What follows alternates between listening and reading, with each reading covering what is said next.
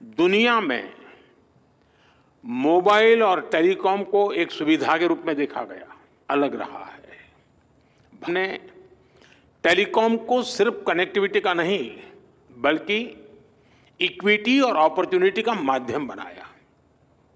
ये माध्यम आज गांव और शहर, अमीर और गरीब के बीच की दूरी को मिटाने में मदद कर रहा है। मुझे याद है, जब मैं 10 साल पहले डिजिटल इंडिया का विजन देश के सामने रख रहा था, तो मैंने कहा था कि हम टुकड़ों में नहीं, बल्कि होलिस्टिक अप्रोच के साथ चलना होगा। तब हमने डिजिटल इंडिया के 4 पिलर्स की पहचान की थी। डिवाइस की कीमत कम होनी चाहिए। दूसरा, डिजिटल कनेक्टिविटी देश के कोने कोने तक पहुंचे। तीसरा, डेटा सबकी पहुंच में होना है। और चौथा, डिजिटल फर्स्ट ही हमारा लक्ष्य होना चाहिए। विमेन लेड डेवलपमेंट को लेकर बहुत ही गंभीरता से काम कर रहा है। अपने इस कमिटमेंट को आगे बढ़ाया। टेक्नोलॉजी सेक्टर को इंक्लूसिव बनाना, टेक्नोलॉजी प्लेटफॉर्म से महिलाओं को एम्पावर करना, भारत इस लक्ष्य को लेकर चल रहा है।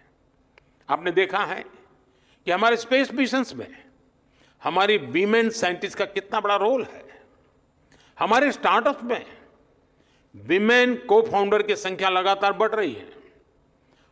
40% से अधिक हिस्सेदारी हमारी बेटियों की है।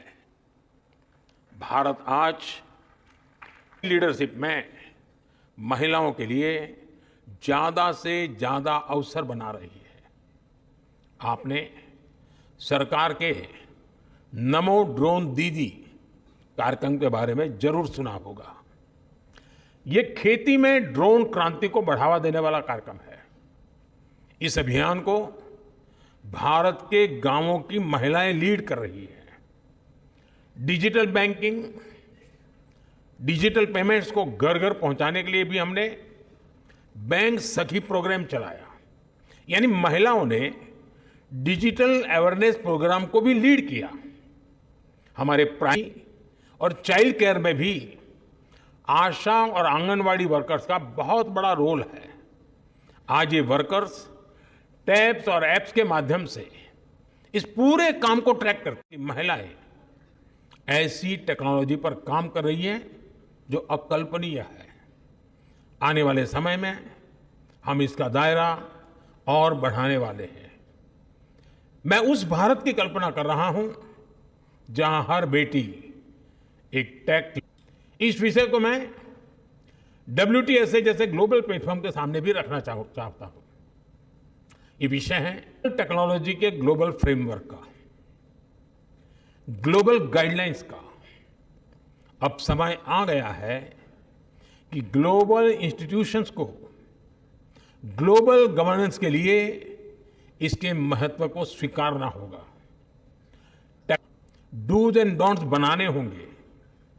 आज जितने भी डिजिटल टूल्स और एप्लीकेशंस हैं, वो बंधनों से परे हैं, किसी भी देश की बाउंड्री से परे हैं। इसलिए कोई भी देश अकेले साइबर थ्रेट से अपने नागरिकों की रक्षा नहीं कर सकता। इसके लिए हमें मिलकर काम करना होगा। ग्लोबल संस्थाओं को आगे बढ़कर जिम्मेदारी उठानी होगी। हम जानते हैं, हमारा अनुभव, जैसे हमने एविएशन डिजिटल वर्ल्ड को भी है, और इसके लिए WTSA को और अधिक सक्रियता से काम करना होगा। मैं WTSA से जुड़े हर सदस्य को से कहूंगा कि वो इस दिशा में सोचें कि कैसे टेलीकम्युनिकेशन को सभी के लिए सेफ बनाया जाए। इस इंटरकनेक्टेड दुनिया में सिक्योरिटी किसी भी तरह से आफ्टर थॉट नहीं हो सकती। भारत के डेटा प्रोटेक्शन एक्ट और नेशनल साइबर सिक्योरिटी स्ट्रेटेजी एक सेफ डिजिटल इकोसिस्टम बनाने के प्रति हमारे कमिटमेंट को दिखाते हैं। मैं इस असेंबली के सदस्यों से कहूंगा, आप ऐसे स्टैंडर्ड्स बनाएं जो इंक्लूसिव हो, सिक्योर हो और भविष्य के हर चैलेंज के लिए एडेप्टेबल हो। आप एथिकल एआई और डेटा प्राइवेसी के ऐसे ग्लोबल स्टैंडर्ड्स बनाएं